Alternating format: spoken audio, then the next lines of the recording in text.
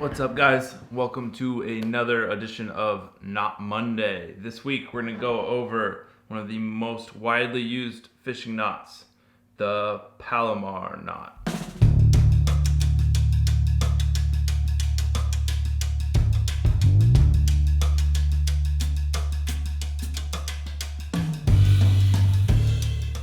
Alright, so the Palomar knot is a fairly simple knot to tie. It is very widely used for tying a hook or a jig or a lure onto the end of a line.